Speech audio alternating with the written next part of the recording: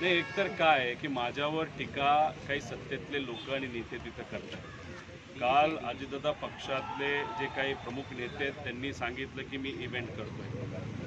बरं, मी इव्हेंट करतोय असं तुम्ही समजा. आता तुम्ही सत्तेत आहात ना, स्टंट करतोय.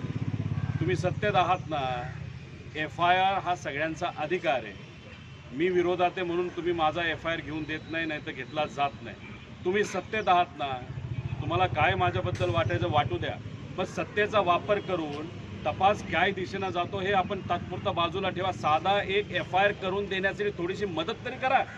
भाषणं नुसती करत चाललेलं आहात तुम्ही. इथं आम्ही सर्वजण, महाराष्ट्रातली जनता, सर्व इतर पक्षातले लोक दादांना न्याय कसा मिळतील यासाठी प्रयत्न करतायत, आणि हे लोक मात्र भाषणाच्या माध्यमातून राजकीय टिप्पणी त्या ठिकाणी करत असतील.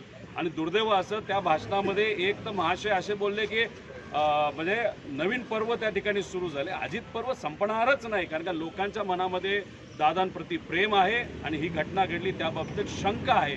त्यामुळे दादांना न्याय देण्यासाठी त्या नेत्यांना जर प्रयत्न करायचा असेल तर आज ती वेळ आहे. आज FIR घेण्यासाठी कुठेतरी प्रयत्न करा. नाही, FIR का घेतला पाहिजे एक जनतेने सुद्धा समजून घेतलं पाहिजे. FIR मध्ये जे मुद्दे घेतलेले आहेत, ज्यांच्याबद्दलचे आपण FIR करणार आहोत, जेव्हा हा विषय CID कडे असतो नाही तर CBI कडे जातो.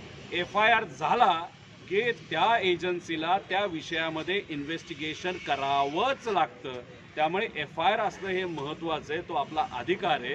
आणि जे मुद्दे आपण घेऊन जातो त्याच्यात जर आपण इन्व्हेस्टिगेशन नाही केलं तर हे क्रिमिनल इन्व्हेस्टिगेशन होणार नाही, फक्त ॲक्सिडेंटचं तिथे इन्व्हेस्टिगेशन होईल. म्हणून ही भूमिका त्या ठिकाणी आम्ही घेतो.